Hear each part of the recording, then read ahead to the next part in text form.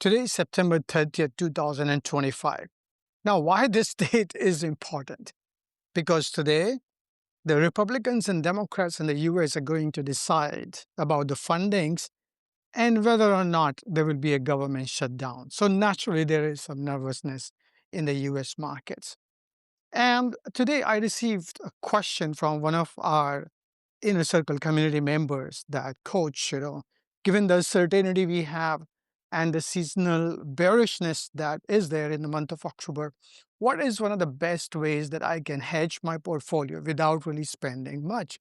And the reason being because markets have been on a solid uptrend. We don't see any whatsoever, any reasons to believe that markets are going to crash except the poor seasonality record. So this is what this podcast is all about. This is what this whole episode is about. And I hope you take some notes. If you don't understand this, take some notes or listen to it later on when you are at home or near the screen and then try to simulate this particular trade and see how this trade can be helpful. Well, the first thing about placing a hedge is that hedge is expensive. Usually it costs money.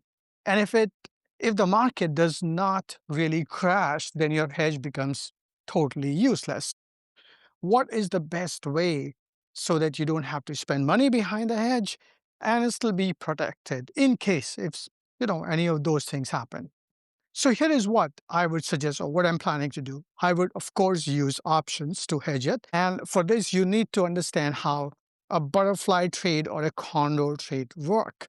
If you do not know how those strategies work, join us, learn condors from us, and familiarize yourself with the power of options. And this is just one of the ways that you can hedge your portfolio, or in fact, it is the same strategy that you also use for making money when we are doing via credit spread. So it will be an opposite of the credit spread. So this is going to be a debit spread, and it is a butterfly spread. So what is a butterfly spread? In a butterfly spread, basically you are buying one option, whatever, out of the money, and then you go further out. You are selling two options of that strike, and then you go one strike further out, you're buying that option. So basically 1 minus 2 and then plus 1. That's the kind of structure that will be in a very simplistically manner. And in order to create the hedge, where S&P right now is at around 6,650, somewhere around that point, I would just go further out and I'm looking at buying a put at 6450. Now that's about 200 points away. Buying 6450 and selling two puts at 6400 and buying another put at 6350. So that's 6450, one, selling two, 6400 and buying one at 6350. This will create a structure which is a put butterfly debit structure. Now the question will be, how far do you want to go? Of course, the nearest you are to the expiration, the cheapest the butterfly will be, depending upon how far you are. And if you go further out, then the butterfly will be cheaper. But if you go too far out, then your butterfly is not also going to make money. And if you stay too close to the expiration, and if the markets do not crack, then your butterfly will also expire worthless. So you got to choose some sweet spot. So for this particular case, for this particular scenario, I am inclined towards October 17 or October 24, which will be, somewhere between third week, late third week and early fourth week expirations. And I prefer, in this case, a Friday expiry.